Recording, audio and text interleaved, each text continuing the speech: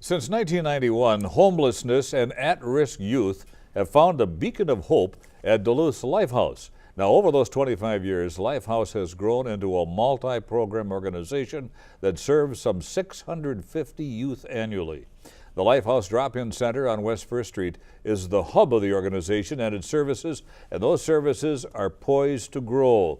So, joining us with more is Maud Dornfeld, Executive Director of Lifehouse, and Margie Nelson is a Development Associate at Lifehouse. Thanks to both of you for being here tonight.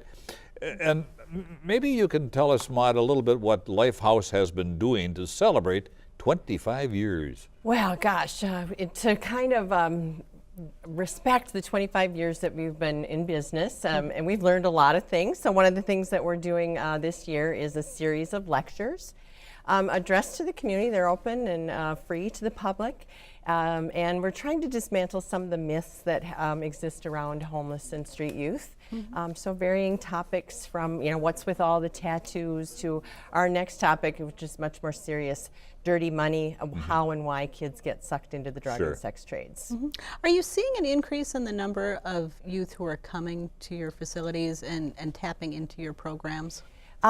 Yes, and we have seen somewhat of an increase in the absolute number of youth that come, but what we're really seeing is that the number of times they're coming to visit us is up sharply, almost 50% over the last couple of years.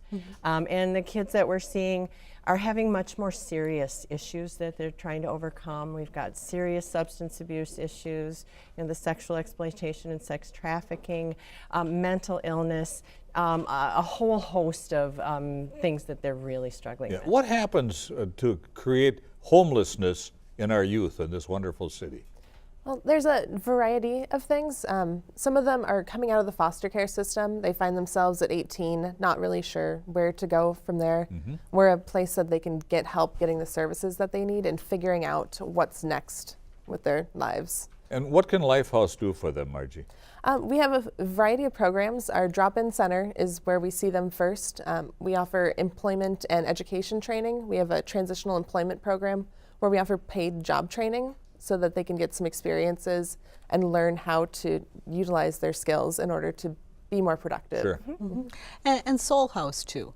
Talk about that, because you alluded to some of those challenges with dirty money. Yes. And I think that people still have a hard time realizing that there is sex trafficking going on in our community. And you see it every day. We do, we do. Talk about that as an issue and how you're working with some of the kids who are facing it. Yeah, absolutely. Lifehouse has been aware of the sexual exploitation of teens and young adults, since we opened, and has always dreamed of having a home for teens who've been sexually exploited. And that dream became a reality last year when we opened Soul House.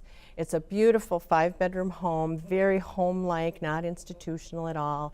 And young people up to the age of 21 can stay there for up to 2 years until they're fully healed and recovered.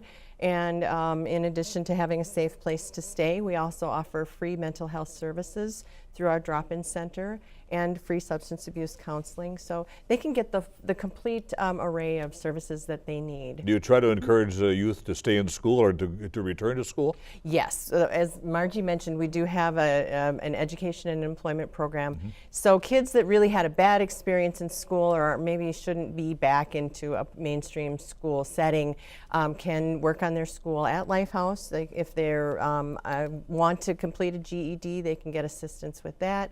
And we do a lot of support to get kids into college, and right now I think we have almost 10 kids who are in college working on an associate's degree, and we've got a couple that are working on their 4-year degree.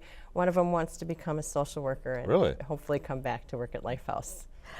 Margie, talk a little bit about Lifehouse and how you've seen it impact people.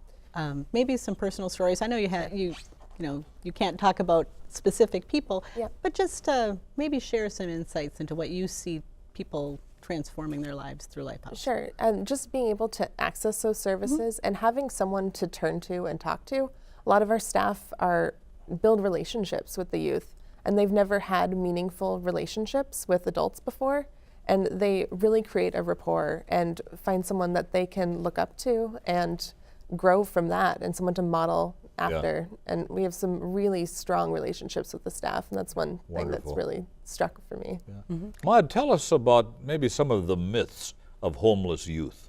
Well, I think one of the biggest ones is that kids are on the streets because they just don't like the rules at home, and they want to, rebel and be on their own. And what we see much more often, in addition to kids coming out of the foster care system, is kids whose home lives are actually, they perceive them to be less safe than being out on the streets. So it's not so much that they're running away from home, it's that they're almost fleeing their homes. Or there's just a lot of other dysfunction going on. So the perception is that the kids are making bad choices, and really what we see is that they're trying to make the best choices that they can within the really difficult circumstances that they find themselves in. So that's a really big myth. Do you see homeless teens as kind of an overlooked population?